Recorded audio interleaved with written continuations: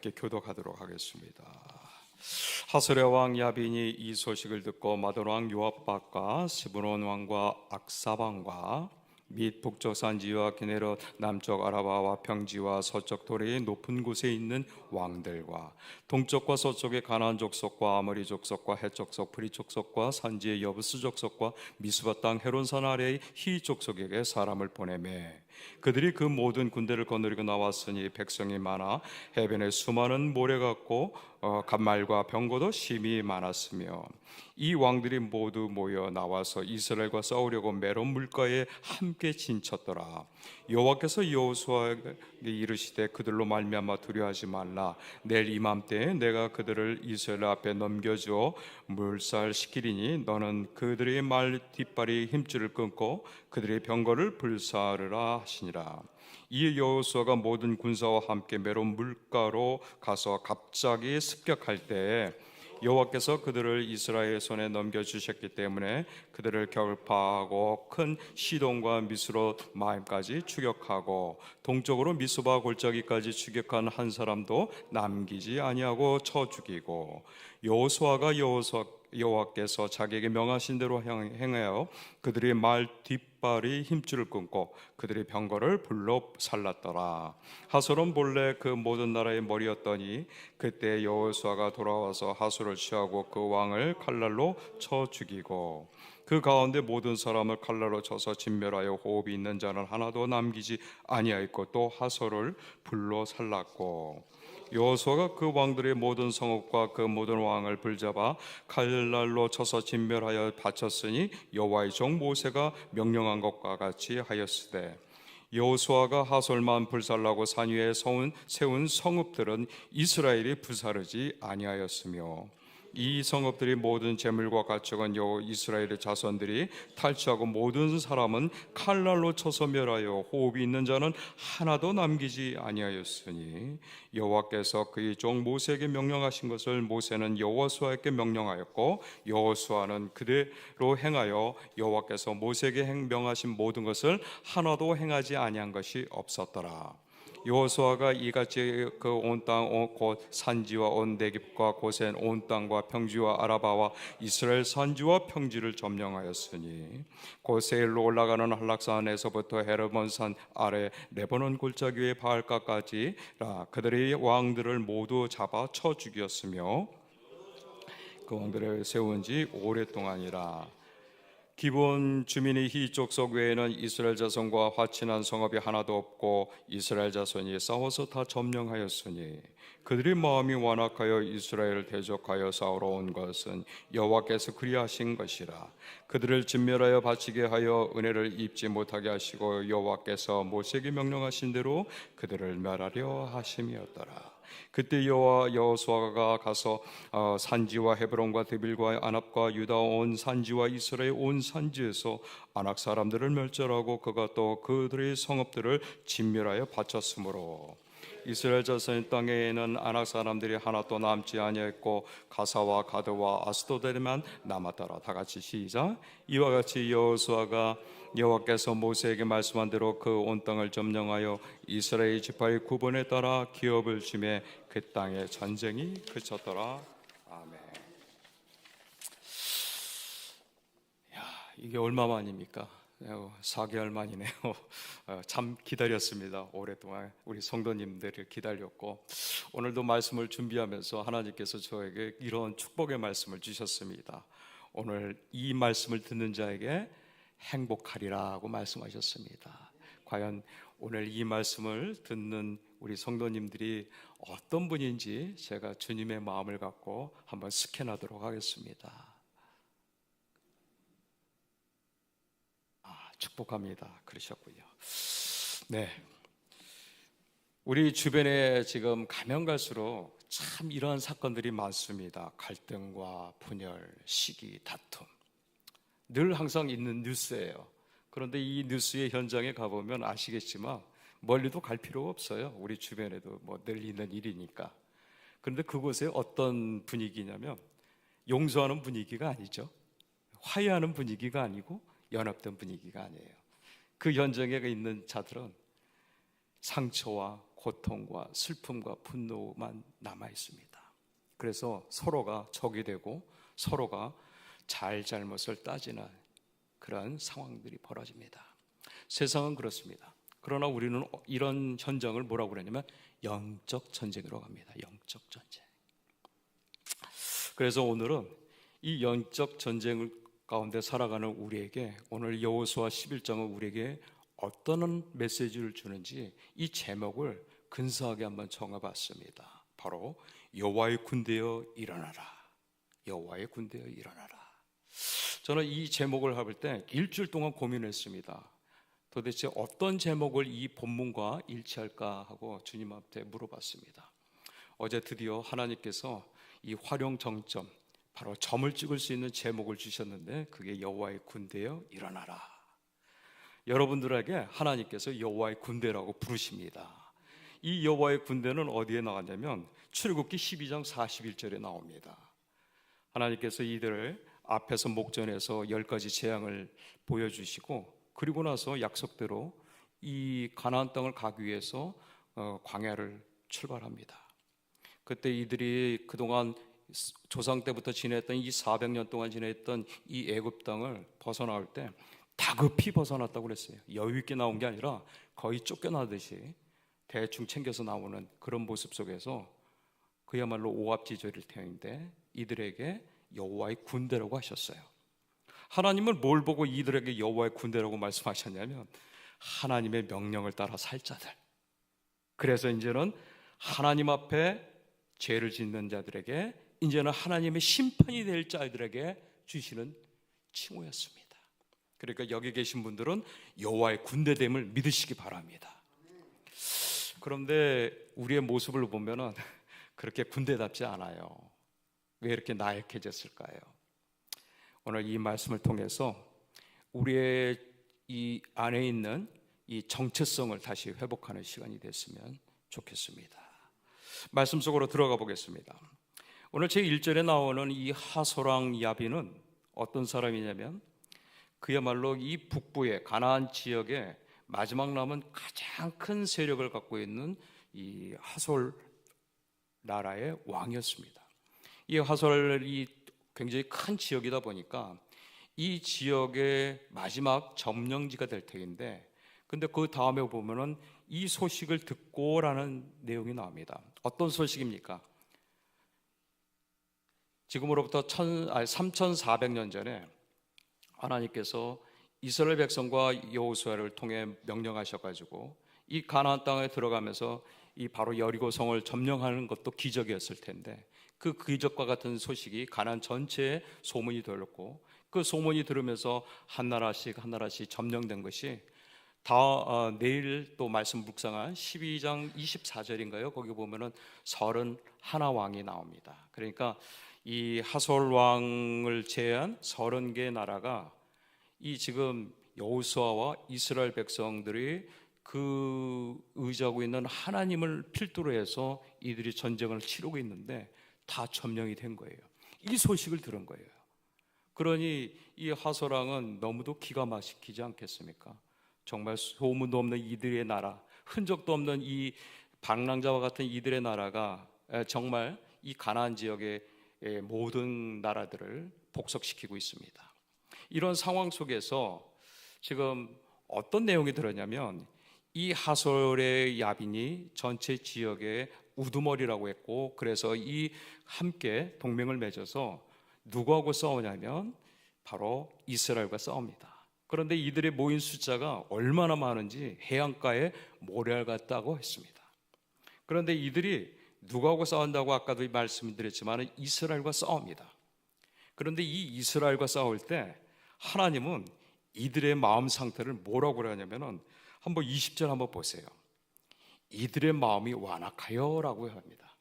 이들의 마음이 완악하여서 한 명도 빠지지 않고 그곳에 메론 물가로 모이게끔 하십니다. 이게 하나님의 섭리예요. 그런데 이 사람들이 어떻게 완악한 마음을 갖고 싸움터에 나옵니다. 한번 생각해 보세요. 싸움터에 나오는 사람들이 어떤 마음을 갖고 나가냐면 바로 하나님은 이들의 마음이 완악, 곧 죄에 있다고 얘기하고 있습니다. 그러니까 이들의 마음은 분노가 가득 찼고 한편으로는 두려움이 있다는 거예요. 그러면 우리 일상생활에서도 여러분들의 싸움 현장, 아니 부부 싸움도 마찬가지로 어떤 공동체에서 의견 다툼이 있을 때 이 싸움의 현장에서 우리는 이 마음을 알 수 있는 거예요. 용서하는 마음이 아니라 분노하는 마음. 그 분노하는 마음에는 뭐가 있다고요? 두려워하는 기저의 이 마음속에 하나의 작용이 있다는 거죠.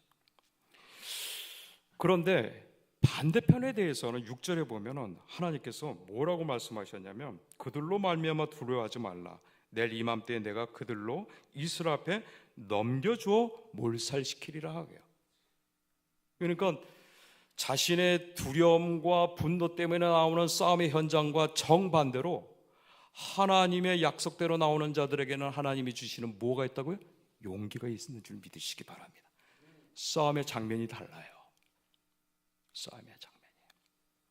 그렇기 때문에 여러분들이 혹시나 내가 지금 처해 있는 환경에서 이 다툼이 너무 나의 자존심을 상하거나 내 뜻과 맞지 않아서 어긋났을 때 우리는 대뜸 그냥 자신의 있는 안에 있는 화를 냈거나 아니면 두려움 나오면 이제 이 두려움을 감추기 위한 싸움이었다 그러면 하소랑의 야빈과 같은 입장이 되겠죠. 그런데 그렇지 않고 두려움이 많은데 하나님의 약속의 말씀을 통해서 내게 용기를 줬다면 이것이 하나님의 명령이요 하나님의 앞에 순종함을 믿으시기 바랍니다. 하나님께서는 이러한 전쟁을 뭐라고 얘기하시냐면 바로 헤렘의 전쟁이라고 합니다. 여호수아에 나오는 이 모든 전쟁이 하나님의 거룩함을 나타내는 전쟁이에요. 그러면 하나님의 거룩함을 나타내는 이 전쟁은 언제 시작이 됐냐면 바로 창세기 15장 16절인가요? 아마 그럴 거예요. 창세기 15장 16절에 하나님께서 이 아브라함에게 뭐라고 약속했냐면 내가 4대 후에 이곳에 다시 올 것이다. 가나안 땅에 다시 올 것이다. 왜 다시 오냐? 그때가 되면 미디안 족속들이 있는데 이 미디안 족속들이 아직 심판의 죄가 차지 않았기 때문에 그 기간 동안 회개의 기간을 주시고자 하는 하나님의 섭리가 있었던 거죠. 그때 그 헤렘 전쟁은 그때부터 시작이 된 거예요.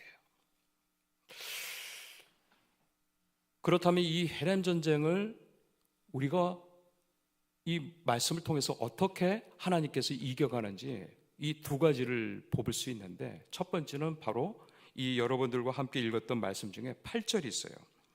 8절에 뭐라고 하냐면 이스라엘의 손에 넘겨주셨기 때문에 어떻게 그들을 격파할 수 있었다고 얘기합니다. 전쟁은 누구에게 있다고요? 여호와 하나님께 있다고 했습니다. 그런데 우리가 이 시대를 살아가면서 헤렘 전쟁은 그럼 과연 있을까? 궁금했어요. 과연 있을까? 영적으로 헤렘 전쟁은 있더라고요. 비록 예전과 같이 사람을 쳐 죽이는 그런 전쟁은 아니지만 분명한 헤렘 전쟁이 있습니다. 하나님의 거룩함을 나타내는 전쟁이죠. 이것이 예수께서 이 땅에 오셔서 우리의 공생의 기간 동안 우리에게 주신 다른 영적인 헤렘 전쟁이 바로 여러분들이 잘 알고 있는 요한복음 1장 12절에 예수 그리스도를 영접하는 자, 곧 그 이름을 부른 자에게는 하나님의 자녀가 되는 권세를 주셨으니. 그러니까 예수를 믿는 우리에게는 과거의 여호수아가 싸웠던 그 헤렘 전쟁이 아니라 바로 이제는 예수 그리스도로 말미암아 하나님이 우리를 부르셨고 이 부르심을 받는 이 자들은 세상 죄와 맞서는 그런 헤렘 전쟁을 하고 있는 거예요. 그래서 이것을 대신해서 바울 사도는 뭐라고 그러냐면 에베소서 6장 12절에 우리의 싸움이 이 땅의 사람들이 대항하는 싸움이 아니라 이 세상의 어두운 세력들과 권중의 권세 잡은 악한 영들과의 싸움이라고 얘기하고 있습니다. 악한 영들과의 싸움. 육탄전이 아니라 우리 마음속에 분열과 시기와 다툼을 조장하는, 그래서 하나님의 군대로서 살아가는 이 정체성을 망각하고 상실하게 하는 그런 악한 영들과의 싸움이라고 바울 사도는 얘기하고 있습니다. 그렇다면 아까도 얘기했지만은 예수 그리스도 이후에 우리가 치르고 있는 이 영적 전쟁에 대한 헤렘의 영적 전쟁에 대해서 우리는 어떤 시각을 가져야 되는가? 바로 하나님의 주권을 인정하는 거예요.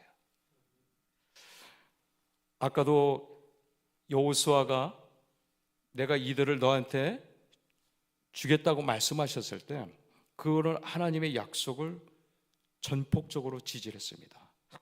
그렇다면 우리가 하나님의 이 약속을 우리 안에서 당신의 주권을 인정하는 게 뭐가 있을까요?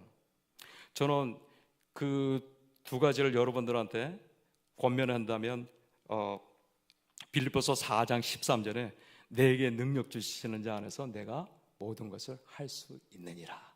아멘. 그래요. 세상 사람은 자신의 능력을 위해서 많은 스펙을 쌓습니다. 그걸로 끝나는 게 아니라 그것을 또 자랑하고 그것을 하나의 자신이 이 세상을 살아가는 도구로 이기고 있어요. 그런데 우리는 달라요. 우리는 하나님께서 이 땅에 빛과 소금이 되기 위해서 우리를 부르셨고 지금도 죽어가는 영혼들에게 주 예수 그리스도의 복음을 전할 수 있도록 우리를 부르신 줄 믿으시기 바랍니다. 그러나 우리가 전혀 다른 사람이 아니라 세상의 이 연약한 모습 속에서 하나님께서 그 믿음의 은사대로 우리에게 믿음의 분량을 허락하여 주셨고 우리는 이제는 내가 과거에 했던 그런 능력으로 살아가는 것이 아니라 하나님이 주시는 믿음의 능력으로 우리는 삶의 현장에서 하나님의 영광을 나타내는 줄 믿으시기 바랍니다. 이게 다른 거죠. 또 하나는 뭐가 있냐면 출애굽기 18장 23절에 하나님께서 허락하시면 그래요. 과거에는 내가 세상에서 내가 준비되고 내가 계획하고 A 플랜 B 이런 것들을 만약에 이게 안 되면 이것도 하고 저것도 준비하고 이렇게 많이 준비가 돼요. 그러면 유능한 사람이라고 합니다. 그러나 이제는 그리스도와 함께 죽은 우리는 새 생명이 된 우리는 이제는 하나님이 허락하시면 일도 할 수 있다는 믿음을 갖고 사는 자들을 믿으시기 바랍니다. 내게 능력 주시는 자라서 내가 할 수 있습니다. 하나님 허락하시면 이 일들을 하겠습니다라는 이 믿음이 바로 하나님의 주권을 인정하는 것이요 이 땅에 살아가는 영적 헤렘 전쟁의 첫 번째인 승리의 비결인 줄 믿으시기 바랍니다. 두 번째 이 구절을 보면은 지금 이해 안 되는 장면이 나오는데 전유물로 얻은 말들을 이 뒷발급을 다 끊어버리라는 거예요. 그러면 이 말들은 힘을 못 쓰고 다 하여튼간 죽게 되겠죠. 하물며 이 마차까지도 다 태워버립니다. 이것을 획득하면 더 강력한 군대가 될 수도 있음에도 불구하고 하나님은 여호수아와 이스라엘 군대에게 이렇게 하지 말라고 그래요. 다 몰살시키라고 그래요. 다 불태우라고 그래요. 이게 무슨 뜻일까요? 여러분들은 오늘 여호수아 11장까지 아마 이 헤렘 전쟁을 많이 들으셨을 거예요. 바로 이것은 한 트럭의 죄도 용납하지 말라는 거예요. 한 트럭의 죄도 용납하지 말라는 건 뭐예요? 바로 철저하게 하나님 앞에 순종하는 것이야말로 이 헤렘 전쟁에서 승리할 수 있는 비결이라고 합니다. 그런데 이 헤렘 전쟁에서의 승리는 우리의 상식대로 되는 게 아니었어요. 바로 신앙은 상식이 아니라 순종에 있음을 믿으시기 바랍니다. 처음에는 이들이 순종했어요. 그런데 시간이 흐르면서 이들의 마음속에 하나님의 말씀이 어느덧 멀어지게 되고 결국은 하나님이 모르는 다른 세대가 들어오는 사사시대를 맞이하게 됩니다. 우리의 신앙 속에서도 이런 타협이 있게 되면 이 작은 머리카락과 같은 이 죄는 우리 안에 변질을 일으키고 오염을 시켜서 결국은 아무런 힘을 발휘하지 못하는 이런 나약한 그리스도인이 될 수 있다는 거죠. 우리가 이런 대목을 통해서 그렇다면 이 헤렘 전쟁의 다른 양성을 갖고 있는 예수께서 우리에게는 어떤 믿음의 본을 보여주셨는가? 저는 이 여호수아 11장에 있는 예수의 모습을 두 가지로 제안한다면 첫 번째는 겟세마네 기도처에서 보여준 예수의 헤림 전쟁을 볼 수 있습니다. 예수님께서 어떻게 헤림 전쟁을 승리를 하셨냐면 여러분들이 아실 겁니다. 나의 원대로 마옵시고 아버지의 뜻대로 되기를 원합니다. 여러분들이 영적 전쟁에서 여러분들이 항상 실패하고 좌절하고 또 무너지는 이유가 뭘까요? 내가 원하는 대로 하려고 하니까. 그런데 우리 주님은 뭐라고 그래요? 세 번씩이나 아버지의 뜻대로 되기를 원합니다. 그렇습니다. 우리의 영적 전쟁, 우리의 삶 속에서 우리가 이기지 못하는 것은 바로 예수께서 마지막 철저하게 주님 앞에 내놓았던 아버지의 뜻대로가 아니라 내 원대로 되기를 원하기 때문에 우리는 늘 항상 분쟁의 현장에서 갈등을 우리는 볼 수 있는 것입니다. 심지어는 가족 가운데서도, 아니 신앙 공동체 안에서도 내가 원하는 대로 돼야만이 된다고 믿기 때문에 우리는 늘 항상 서로가 상처 주고 상처받고 있는 상황이 되는 거죠. 두 번째, 예수님께서 헤렌 전쟁에 승리로 이겼던 가장 중요한 것이 있습니다. 바로 십자가의 상에서의 죽기까지 순종하신 예수님의 모습을 볼 수 있습니다. 그런데 우리는 어떨까요? 내가 할 수 있는 데까지만 순종하려고 해요. 그러다 보니까 우리는 늘 한계에 부딪히고 그 한계는 우리의 일상이 될 수밖에 없어요. 죽기까지 순종하셨던 예수님의 그 순종이 하나님께 영광을 드려놓고, 그 하나님의 영광은 예수께서 우리에게 선물을 주셨는데 이 세상의 모든 권세를 내게 주셨으니 주님의 이름으로 하는 모든 곳마다 우리는 능히 이길 줄 믿습니다. 결국은 어떻게 됐습니까? 23절에 모든 전쟁이 평화와 안식으로 마칩니다. 마찬가지로 예수께서도 그 두 가지 해림 전쟁을 통해서 우리에게 승리를 그리고 영생을 주십니다. 코르테즈라는 선장이 있었습니다. 1519년에 스페인에 탐험가였는데 이 사람이 아즈텍 문화에 있는 그 아즈텍 제국이라는 곳이 있는데 그 아즈텍 제국에 지금 멕시코 해안이 있습니다. 그 멕시코 해안에 500명의 군사와 배를 몰고 진군을 합니다. 점령을 하기 위해서. 그런데 이 진군을 하기 위해서, 정복하기 위해서 갔는데 막상 해안에 도착하니까 그 앞에 이 아즈텍에 있는 군사들이 모임을 보고 심히 하솔의 야빈과 같이 모래알처럼 수다히 많은 군들을 보고 겁을 먹습니다. 그러자 코르테즈 선장은 이런 단호한 결정을 내립니다. 이후로 우리가 타고 온 이 배들을 모두 태워버려라.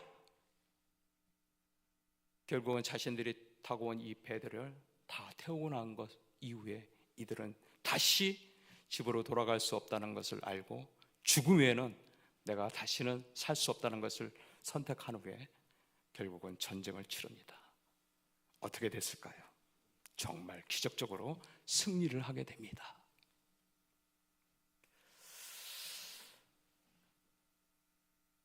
요 며칠 전이었습니다. 제가 이 동강교회 참 사역한 지 하나님의 은혜 가운데 긴 시간이었더라고요. 그래서 아내와 결혼한 지 30주년이 돼서 가족들과 모였어요. 가족들과 모여서 한번 얘기를 듣고 싶었어요. 아버지가 이렇게 나약하고 예전에는 비장애인이었는데 이제 장애인으로 살아가면서 내 일상의 모든 것들이 내 마음대로 되는 게 없다라고 아이들한테 물어봤어요. 너는 아빠의 삶에 대해서 어떻게 보여주니? 괜찮아, 그냥 듣고 싶어. 그랬더니 작은 아들이 이런 얘기를 해요. 아빠가 강대상에서 설교할 때가 제일 멋있어. 그런 얘기 하더라. 그래서 큰아들 얘기를 듣고 싶었어요. 큰아들은 아빠의 삶에 대해서 어떻게 생각해? 아빠는 예전보다 지금 하나님 말씀대로 살아가는 게 저에게는 참 존경스러워 그러더라고요. 마저 아내에 대해서 아내의 말이 듣고 싶었어요.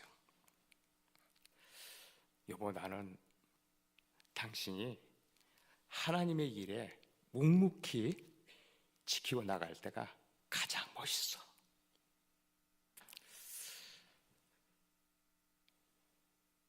그 얘기를 듣고 참 다행이다는 생각이 들었어요.